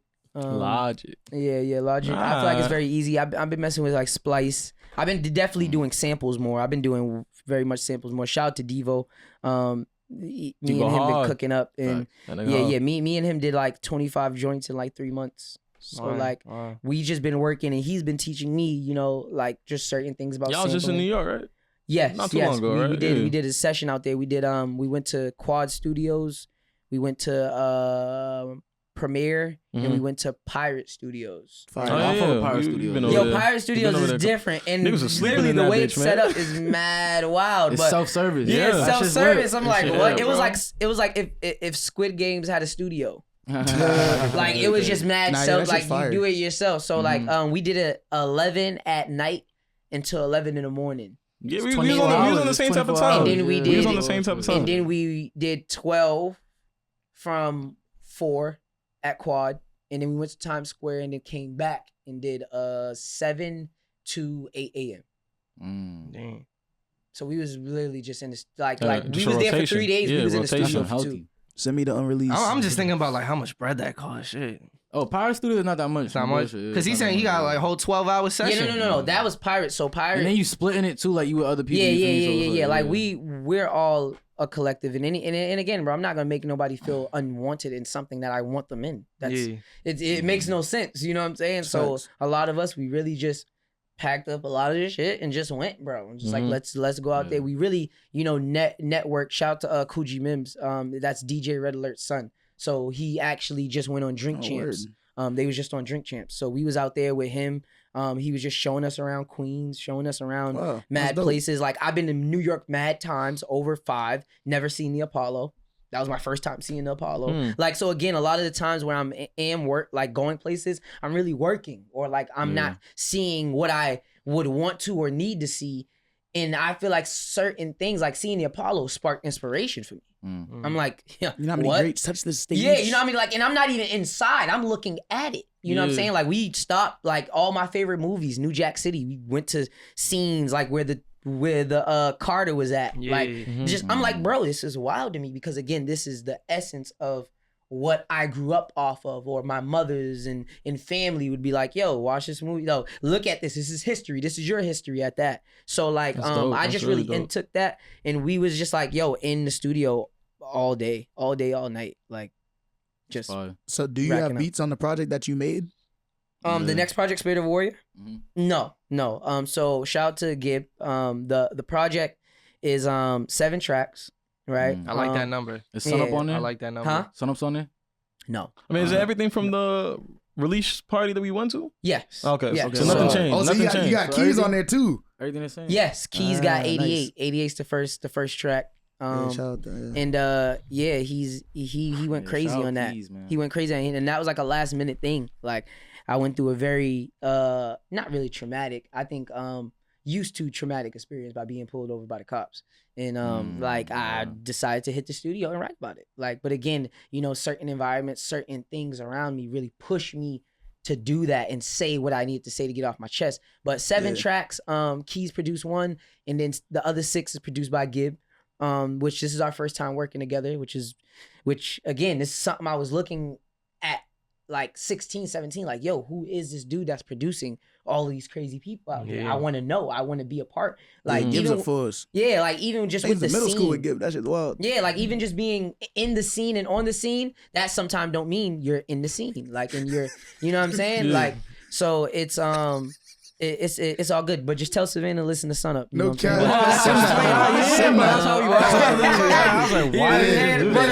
You thought you heard it. You was just like, yeah, no cap, yo. When your project drops, bro, I can't do this. When your project drops, bro, we gonna have to have you back on here so we can talk about that, bro. I don't want you dropping all the gems on you. I mean, before the and I want to hear and I want to be able to listen to the project and then have you come back and be like, yo, where's these stories coming from? Or what did you mean by this? Or what's the influence and like what's, you know, like even with Sun Up, like what motivated that record, bro? Cause that sounds very different than other SeeFour stuff. It does, and I'm glad it's out, bro. I don't like songs like that. It's too positive for me. But I fuck like What are we talking about? I'm listening to sad music, bro. It was hard, but I be fucking with shit that be like, damn, this is sad, bro. Yeah. That song was like, it got that groove. We gotta expand on that, bro. That is crazy. Hey, man, listen, man, you feel me? Ain't no savior to save us. That makes me sad, bro. Like, I'm not gonna be saved. But yo, listen, Sun Up was a real experience. I think like I really had the layout and how I wanted to sound when Gib was making the beat. Like any producer could tell you, from J Rose to Too Deep to Devo to Gib, like a lot of those producers that I work with, when I'm working with them, I want to be able to be low key on their type of time or faster than them. Heard you. To the point where it's like, what, you already got the song done before the beat's done? Like, and then again, we're already in the studio in the booth recording it. But like I can say like that was my mission up with that one, but that one was very paced. Like I was like, yo, I was like, I wasn't overthinking it. Najee Janey is like helping me A&R the project. So like it was like I'm not overthinking nothing, bro. I'm just literally going in and letting things flow how they're supposed to. And a lot of people was bringing out a lot of traits in me that either I didn't see or like, yo, you haven't really boiled this up since you was younger or like 15. Like, well, what's down inside there that needs to come out? And I feel like with Sun Up, it was like, yo, the sun's up, I'm up. And fun fact about that video, I worked a 7 p.m. to 3 a.m. and literally did the video and caught the sun. That's dope. So like, again, bro, work ethic is different. Like, just working. And I feel like that's what really makes it sad. It's like, you can hear... I'm gonna listen to it with that in mind. Yeah, like you can hear like the struggle, you can hear the pain, you can hear like, yo, like, you know what I'm saying? I'm talking about my grandmother, you know what I'm saying, passing. And just, you know, mad different type of things that if I didn't know how to express it a year ago, I do now. You feel me? And that was like the whole hiatus. See, that's not sad. You know, that's beautiful, bro. That's like... It's beautiful sad. You know what I'm saying? You gotta open up, Nate. even that's bussin', bro. That's like that's actually beautiful, bro. But like, I feel like it got to be explained. You know what I'm saying? Like when you just see it and you see like you know like the vibe of it, how it still has that knocking type of intensity to it, but like it's real storytelling type shit. Real storytelling. The samples actually, fun fact, the samples actually Gib doing the singing. Nice. So he sampled himself, bro. So like just different, bro. Different. And again, it's coming all from different places. You know what I'm saying? Like I don't know how his mind was when he was like, let me sing on it and then sample myself. And then even then, I'm not even thinking that's him. Doing that, I'm like, yo, what samples that? He's like, it's me. It's me. I'm like, I'm like, bro, like so at this point, I gotta like one up myself. You know what I'm saying? Because a lot of people around me are doing that. And they might not even realize it. You know what I'm saying? So yo, we need that Rita Repulsa. Stop playing. Say that. Yo, SeeFour. Oh, they're not even here. Oh yeah, I'm not. That's why what's the long-term motivation? Like long-term motivation. What's the goal? Like where you trying to reach toward? I'm trying to reach to really just getting right, bro. Like I think that as an artist or just like in general? In general. As an artist, as a human. Yeah. And you know what I'm saying? As a son, as a brother, like that's all real. those things. Because you play a lot of roles in life. You know what I'm saying? Like I got mad family nieces. Like it's you know what I'm saying? You know, uncle is very different than SeeFour. But even then, you know, I still got like my nieces watch my stuff, my little brothers watch. So again, like I'm really inspiring the next generation of you can do this too. And even if it didn't go fully the way it did for me, you know, like a lot of my brothers and sisters got the same story of, yo, now you go. You know what I'm saying? You do it because you know, and I think like literally leaving that within a lot of my, you know, peers, elders, you know, like younger, whatever. And even then, in that standpoint, I look at everybody as equal. Like, you know what I'm saying? Like I might be young, but I you know, old dogs get taught new tricks every day. You feel me? So like, and it really sets in when you make it big and you can tell that next generation, like, if I made it, you can do that shit too. Like, and giving them the real about it. You know what I'm saying? Not sugarcoating too much. Like, yo, this is gonna happen. You're going to go through moments like this where you feel like this. And you know what I'm saying? And or like, you know, you lose lack of motivation. You stop writing and all these things will come into play. But if you really love it, it will stay by you. And you'll keep it by you. You know what I'm saying? Type I think one thing that every artist shares is like, we're all self-conscious. Yeah. You feel me? Like, whether you like it or not, the moment you put up your music for consumption, like you're putting it out, you care how people receive that shit. Yeah. You know what I mean? Every opinion somebody has on it, like, not saying every opinion's valid, but it's still it still means something. I say take every opinion with a grain of salt. You know what I'm saying? Like you decide what to do with that opinion. Because again, it's not working for them. So, you know, anybody else telling you something, you know, you could really just be like, and really have it in the back of your mind. Like I said, don't, you know, be more ignorant to it. Yeah, use your judgment of like, you know, or two, if you've been close to situations that you were getting prepared for and can't prepare for them, or something goes wrong, you should know why. You know what I'm saying? Like there was a lot of things I didn't get in 2021 and I was like, I know why. I didn't drop. It makes sense. It makes sense. It you know what I'm saying? But again, I'm talking to myself like I get that and I understand. Holding yourself accountable. Now, what are we gonna do about it? You know what I'm saying? Right, so you was putting in the work still. Still putting in the work. Like I feel like I did more venturing this year in 2021. I want to hear about that AC3 shit because there's a video of you and it's mad funny. Explain that. What was that? You just like. It was a when he's racing, when he's street racing. Nah, bro. When he was he was like in a glass booth, and it was just mad people just watching him record it. I'm just like, wasn't that like a SoundCloud, like SoundCloud related? So in Atlanta, it was right? AC3. Shout Sadiq. You know, shout out Sadiq. Shout out the guy. Fremont he told, Diki. Yeah. So like me, the owner of SoundLab, 211. We basically packed up, bro. We went out to Atlanta. And me, him, and Apex. Apex Hades is a rapper from Brockton as well. Right. We just went out there. We went to a lot of. We didn't even go to AC3. That's the crazy part. We didn't go to AC3 at all, but we was at a lot of events that was like before it or like around it. Yeah, based around it. And I felt like those events was where to be at. I was like, I feel like I didn't have to be at AC3, like because again, there's a lot of other people doing a lot of things in the city, and in me being in Atlanta, that's my second time there. You know what I'm saying? I'm literally like, yo, like I'm getting something new every time. Being there for the second time really gave me the annotation that is the Black Hollywood. You feel me? But I went out there on Atlanta is. Yeah. Atlanta is. So we went out there. We went to a SoundCloud convention basically, and they had who's the label that manages Summer Walker? Oh, I couldn't even tell you off the top of my head. LVRN, Yep. They was there. They was on the panel. Couple other people came out. But it was just a dope vibe. And then they had this booth where you can go in and freestyle. If you mess up, you get out. And the next person goes in. Oh, that's lit. So, with me, So you trying to compete like, how many bars can I go without... without messing it. But yeah, like, I went in twice. But mind you, the first time I went in, I did a little light something. I was like, all right. But I wasn't content with myself. I was Quick like, question. that was trash. How far did the worst person go before they was like, yo, get out of here? Like 2 bars? Nah, a lot of people actually stayed in there a long time. Like, it wasn't that... Was they freestyling or was like, did it sound like some... Nah. I think they just wasn't freestyling, bro. Like, you could tell it freestyle, bro. Like, they was in there going in, they was rapping the hooks. Some of them was rapping hooks. Some of them was like they was just putting a song on the beat. Like, and counting it as that. I was actually going in there like, bro, this is from the top. Like, I was saying the city I'm in. I was saying my city. What was the runtime? How long were you in there for? The second time? It was like what, 10 minutes, 15, 20? Nah, I think it was like on a freestyle for 20 minutes. I'm wondering. I could if they was to let me to. He used Katie and freestyle for 30 seconds. If they was to let me to, I would have went for that long. But it was I was actually letting people go, bro. I wasn't even like hyped up of being in the booth, bro.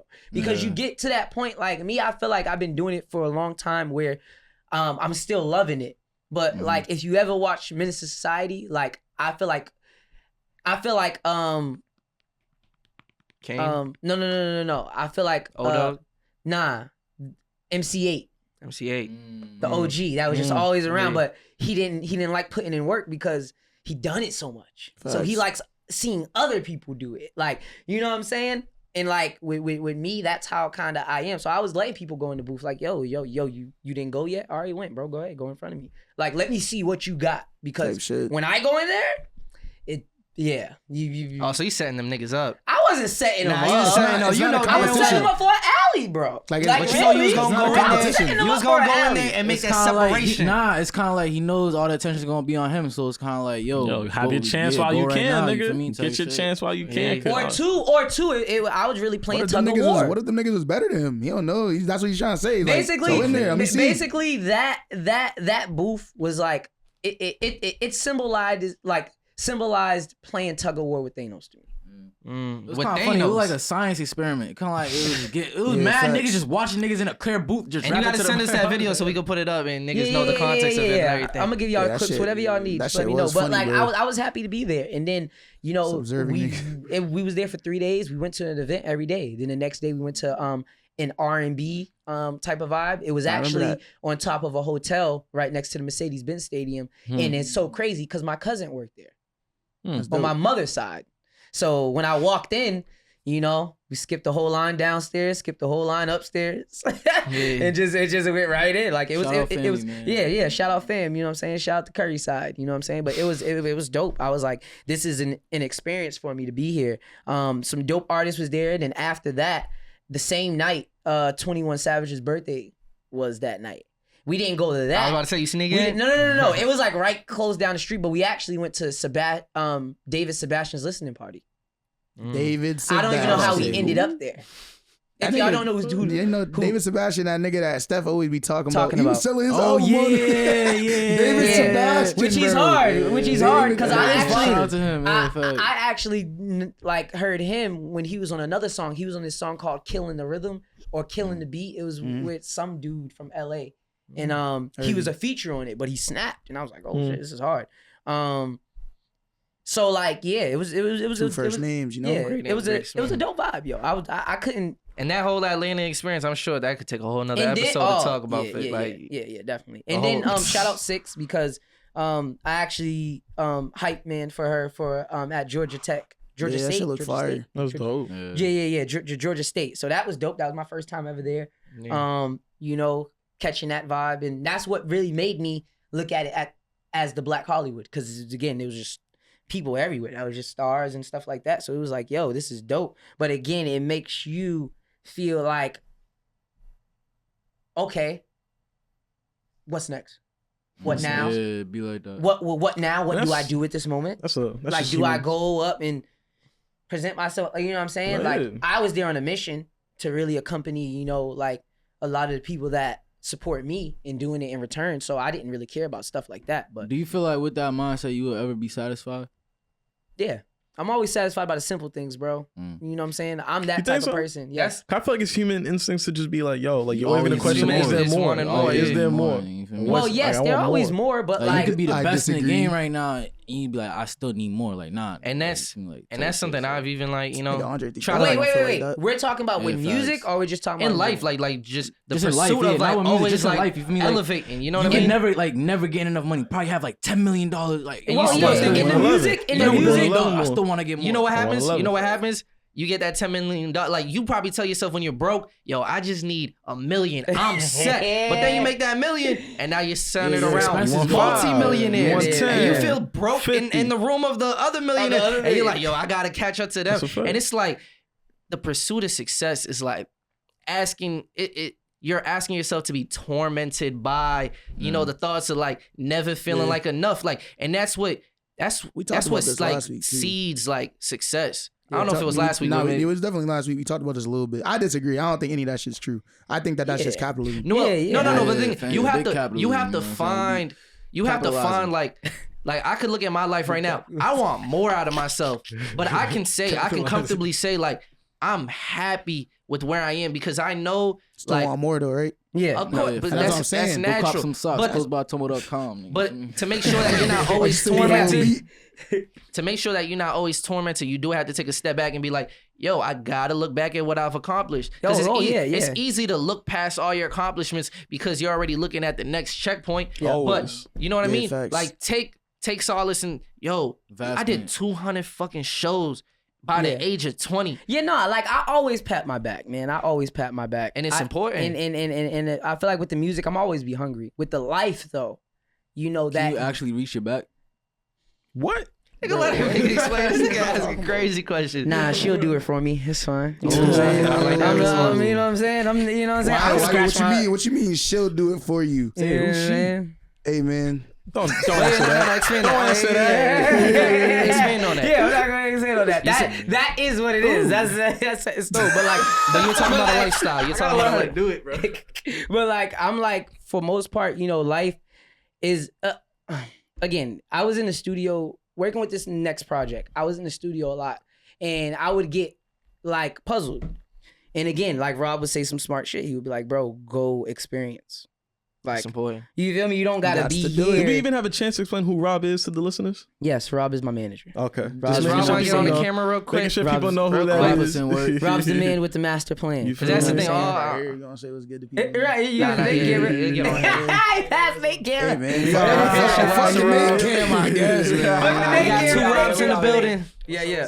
That for the community. Thank you for having us. You feel me? Of course. And tell them what you do, bro. Tell them what you do. Oh, I own Stupefy. But talking to the mic, though. Oh yeah, for sure. I own Stupefy, which is a management company that manages brands, companies, and creators. You feel me? We are situated in Boston and Atlanta. You feel me? So I executive produce SeeFour project, Spirit of a Warrior, which is coming out soon. Out now. Fire. Yeah. And I'm telling you, this is one of the craziest projects to come out of Boston. Fendi.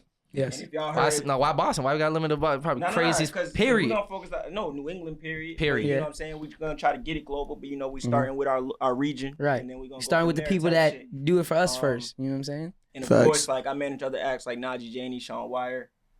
They Sean hard as fuck. Project. You feel what I'm saying? Hello 6. Got a big Sean fan right here. Like that. You feel me? If y'all haven't had a chance, check out Blue Manifesto Deluxe, which came out by Najee Janie. Yeah. And Internal Dialect, you feel me? Which is, I think, is the that shit one of the greatest albums ever. And in fact, I actually executive produced that too. So you know what I'm saying? So talk your shit, nigga. We want the hits, bro. So that's what our whole shit. Our whole philosophy with this shit, just trying to provide like high quality. You know what I'm saying? Like industry standard. Like I don't give a fuck. Like it can compete anywhere. Like we're making music for global. Like it has a utility. You feel me? So like with Spirit of Warrior, it's high energy. It's a different form of SeeFour that I hadn't previously seen, but I knew it was in him type shit. And we knew it was in him, you get what I'm saying? And he brung it out because he liked that, you feel me? Yeah. That's why even the project name is Spirit of Warrior, you feel me? Because that's like, he got a spirit. That's what it encapsulates, you feel me? And that's a perfect description. Yeah, and that's really what it's on. And we were very tedious. We're very tedious in the way that we're thinking about how we want to operate with this project and how we want to, even the music, like how it's you can just grab the mic and hold that shit. Oh shit! Oh yeah. Damn! Oh, it's yeah. Nah, but and even with the music, like we were trying to like really encapsulate like his energy type shit, which I feel like sonically hasn't been done before. Like I seen his performances. First time I seen this nigga perform, he was like 15 type shit. 20 now. He was and peep. So, and this is the one thing, if a motherfucker talking down on Boston culture or Boston music, like to have the ability. So I'm chilling in Cambridge, and I'm like, I bet like he was there the first night that I won the J-Rock. And people, I'm just chilling. Just chilling, and I'm looking for something, like I'm looking for some music shit to get into. You feel me? This is 7 years ago. I see that there's this random rap race. It's basically a competition contest with a whole bunch of just local acts. So, shout out Lee. So I bought a ticket and I went. You get what I'm saying? And this motherfucker put his heart and soul on there, and you get what I'm saying? That was SeeFour with the red vest. Yes, I used to wear the red Antonio and Salty I was vest. like, that shit's crazy. Like, so this motherfucker, you know what I mean, been putting in work for a very long time, and it's well deserving. And that's the thing, like, being a product of what this is, being a product of Boston and Brockton, being a product of the people who are putting work, because there's some great people contributing to what's happening in Boston, Brockton, New England. And that's why we take that shit serious. And they're putting their heart and soul in this shit every day. And this motherfucker, he's 20 years young, you know what I'm saying? He's a product of this shit. You know what I'm saying? Like, and at the end of the day, it's like, we need to protect our products. You know what I'm saying? We need to protect what we're building and protect the people that are believing in us. They looking at us work and saying, I want to know more about that, or I want to get that. And when they dive deep, it's only better. It can't be no bullshit. It can't be nothing without a backbone. It can't be nothing without any integrity and intent. Speak on it. You get what I'm saying? It got to be something where when you dive deep in my shit, when you dive deep in my company, when you dive deep in our work, you're only going to find more, like, it's going to make you even more enthralled. You feel me? And I feel like a lot of these niggas, you know, they surface level with their shit. Sheesh, we know at the that. end of the day, that shit will not stand. You get what I'm saying? Because when you meet a solid nigga, that shit going to fall by the wayside. You feel me? Because at the end of the day, when real walks in, fold fake, like fake folds every time. So we gonna try to bring that real. I told you, I told you, don't touch this shit, bro. So we gonna try to this the bomb. No, this is the bomb, bro. This is the bomb. Let me someone touch this shit, bro. You know what I mean? What you gonna try to bring? We gonna try to bring that real shit. And like I said, like I love what niggas in the media is doing. Of course, Museum TV, Bad for the Community, C-Dub TV, like all that shit this is all a part of this shit. Like this is a collective. We're all needed. And at the end of the day, as long as you walking with your right foot right and your left foot left, and you can hold to what the fuck that means to you. If you can't hold to what the fuck that means, we got a problem. You feel me? And at the end of the day, everyone will be held accountable in this shit, in the short term and the long term, because at the end of the day, this shit going up. And it's all due to everyone's work ethic and the people that are true to what they're doing. And the role playing. And like, the role playing. And the ability to really assess how to better yourself. You get what I'm saying? And as long as you're willing to improve, which I feel like a lot of the motherfuckers in the creative scene in Boston and Brockton and New England and Mass in general is willing to do that, then we can really do something great globally. You feel me? Because that's at the end of the day what we're trying to do. You know what I'm saying? We're trying to break bread globally. We're trying to get this pub. We're trying to get this licensing scene. We're trying to really do this shit. So switch the narrative of like like crabs in a bucket. At the end of the day, it's like we're a little city. We're a little city, but we've 15 there's only 15 there's 15 global cities and we're one of them. So we're not that little of a city. Now we're little, but we have historical impact. We have cultural impact. Technology, we're in the top 5. Transportation, public transportation, we're in the top 5. Education, we're in the top 5. So there's no reason why industry-wise, no bullshit. It's just that can't be in the top 5. Like the weather's ass. That's the only thing. But it takes some ambitious motherfuckers. It takes community, and it takes like drive. You feel what I'm saying? And unity and the ability to grow. And we can have disconnects. We can have arguments. We can not always see eye to eye, but we got to understand that this is for all of us type shit. Right. You feel me? Like, because at the end of the day, he's 20 now, But there's an 8-year-old out there. There's a 7-year-old that really gonna take this shit. That's a big I'm impact. talking about Justin Bieber somewhere. You feel what I'm fact. saying? Like really gonna take this shit. You know what I mean? We got the Bobby Browns and the new additions. You feel me? We trying to duplicate that. We trying to do that 15 times for sure. We trying to do that shit 15 times and do it right. And do it right. And that's and what make really sure the that most important. Make part. sure that there's equity. We got equity in this shit. We got ownership. So as long as we own our shit and we're able to talk our shit and we're able to do our shit. Yes, sir. And that's what Spirit of a Warrior encapsulates. You feel me? And that's just the beginning. Drop the fucking bomb. And that's all it is. You feel me? And that's why gatekeeping is important. You know what I mean? You can't own it if we don't own it. Thank you, Robo. He said it best. He said all the words. Hey, yo, honestly, Rob, we could do another 2 hours. We gotta get Rob back on here. We gotta talk about these things. These are very important Rob things. building a monopoly. He's seen it right here. Facts. And that's why, you know, it was important to get you back on here, bro. Yeah. Because we're fans of you, bro. I had an episode that never came out. I know that was back in, that was a preseason. Hashtag drop the archive. Comment that shit. Drop the archive. You gotta see more comments. If you see comments, drop the archive. We gonna Why drop y'all it. looking at me? I'm gonna drop it. Shit, nigga. I'll get that shit and drop it. Fuck bro. the archive. We got the we get this nigga back, and then we have to do Yeah, we ourselves. gotta think, You feel me? bro. I don't even think we had this many niggas. We wasn't shit. Those are time spans, bro. You feel me? Those are like moments in I time, hear bro. you. In history, You know what bro. niggas gonna have to do? People like to see shit Niggas like gonna that, bro. Niggas gonna have to pay for the vote. Yeah, low key. You gonna have to pay for the vote. If you Almost really want gonna that, have to pay you gonna have for to pay it for the vote. specifically. I don't know how I look. You can ask I don't know how I I'll look drop for it what as I an wore. NFT. I don't know nothing. But I hey, really don't. Hey, nah, for real. I really could go like another 2 hours with y'all, for real. And we gotta get y'all back on here. That's a fact. Yeah, That's a let's fact. do it. But Let's do it. I gotta rush to go to this wedding, bro. Yes. You feel me? But I had to make sure. I ain't give a fuck about it. I mean, I do give a fuck about it, but I had to make sure we got you on here. How to get rid of them? But hey, got a DJ. I want to personally say, bro, thank you. Thank you for Anytime, man. I taking thank y'all for having me. coming here, bro. Always. You feel me? Like I said, we rooting for you on this side. Thank you, All right, bro. and it's Thank special, bro. We know that. We know that. We see it in the work ethic. We see it in the performances. We see it in the music. So literally, just keep doing what you're doing, bro. Thank you. Guys got your business right. Yeah. And fuck, bro.